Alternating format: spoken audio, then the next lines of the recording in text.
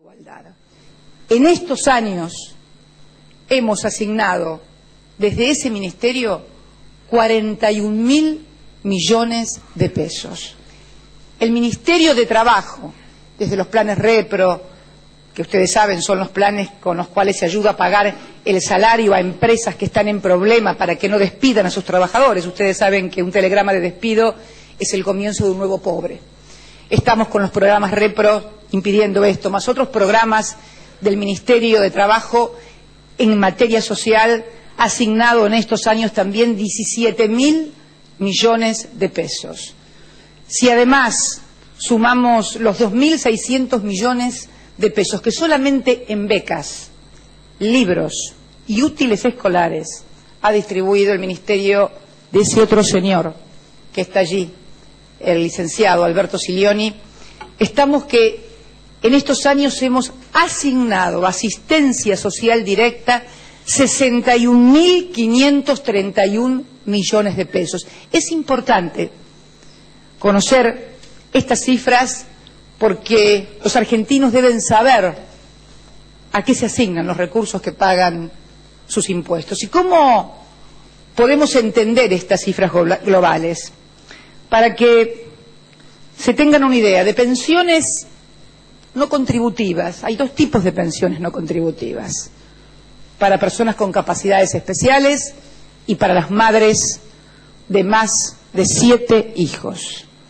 De 176.000 pensiones contributivas que teníamos en el año 2003, hemos pasado a 810.000 pensiones no contributivas por un total anual de 6.110 millones de pesos. No estoy hablando de los 2 millones de jubilados que se incorporaron al ANSES por el plan moratorio, esos son otros 2 millones, no tienen nada que ver, esas son las personas que tenían aportes a medias, que no le habían hecho los aportes y que no habían podido jubilarse y que por el plan de moratoria se incorporaron como jubilados o pensionados. No, esto es asistencia social directa.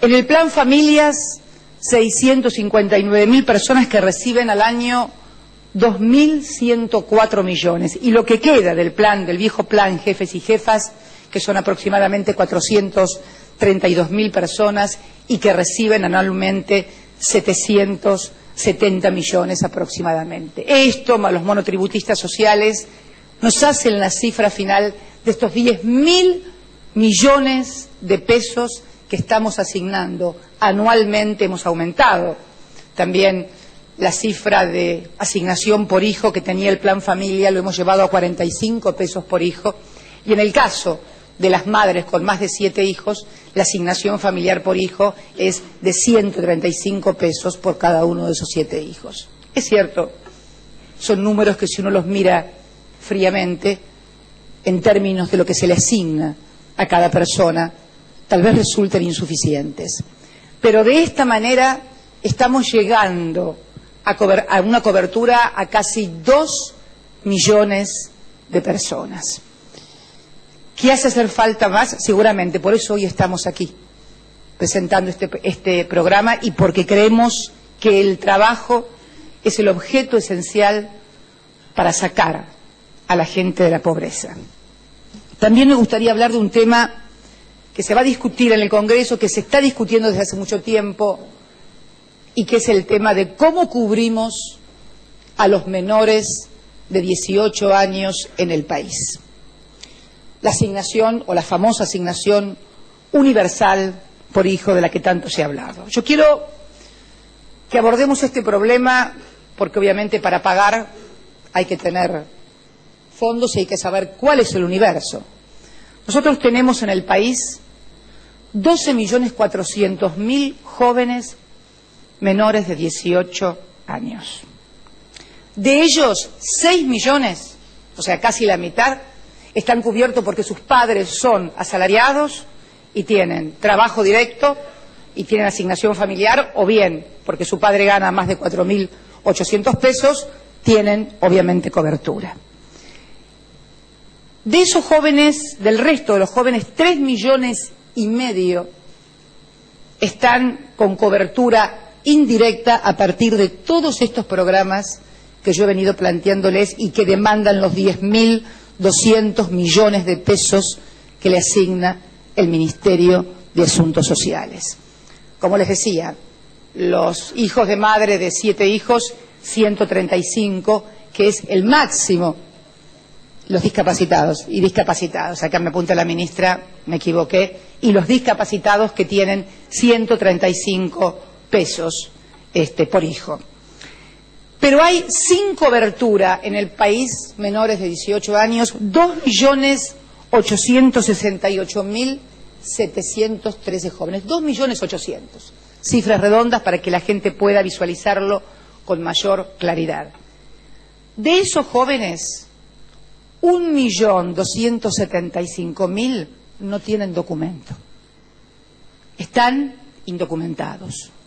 Por eso, hace poco más de 2 meses, firmé el decreto de necesidad y urgencia, número 90, por el cual, en el marco del plan Niñas y Niños y Protección a los Niños y Niñas, lanzamos, conjuntamente con Desarrollo Social y con el Ministerio del Interior, el plan destinado a que tengan identidad todos los argentinos, pero especialmente nuestros niños de 1 a 18 años.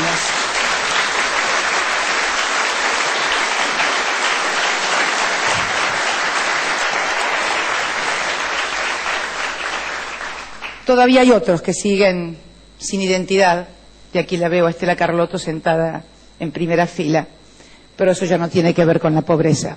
Tiene que ver con otra tragedia con la cual todavía los argentinos tenemos una deuda pendiente muy grande. Vamos a hablar de este 1.275.000 que hemos comenzado a identificar para que tengan documento conjuntamente en una tarea muy fuerte. Un decreto de necesidad y urgencia, ya que se habla tanto de los decretos de necesidad y urgencia, bueno, es un decreto de necesidad y urgencia porque precisamente había que evitar que se pagaran multas o que tuvieran castigos o que fueran infractores quienes no habían inscripto a sus hijos y además lo pudieran hacer gratuitamente y nos permitieran al Ministerio del Interior y al Ministerio de Desarrollo Social, conjuntamente con Educación, hacer el trabajo de identificación.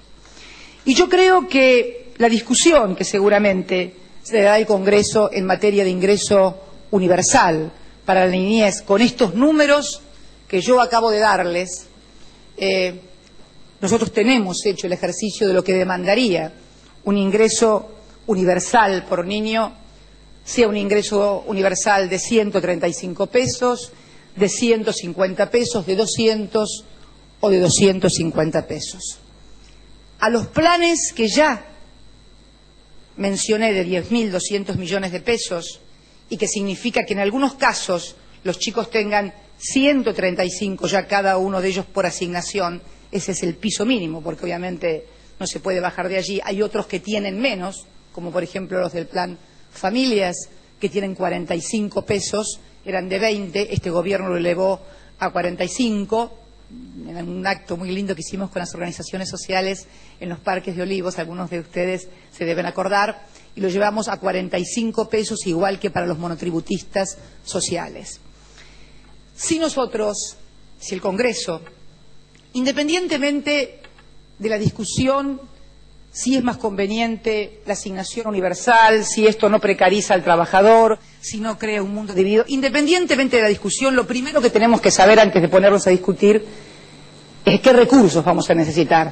Sería absurdo que finalmente todos nos pusiéramos de acuerdo y cuando vamos a ver cuánto hay que pagar no están los recursos. Así que creo que la primera discusión que tenemos que dar, más allá de quienes compartan políticas universales o prefieran políticas focalizadas o tengan críticas para hacer a una u otra posición, es saber qué masa de recursos vamos a necesitar, además de las que ya estamos asignando, para poder hacer frente a la asignación. En el caso de que se decidiera 135 pesos, se necesitarían 6.900 millones de pesos anuales más por año. En el caso de que fueran 150 pesos, serían 8.080 millones de pesos más. En el caso que se decidiera 200 pesos de asignación familiar, estaríamos en el orden de los 11.000 800 millones de pesos más.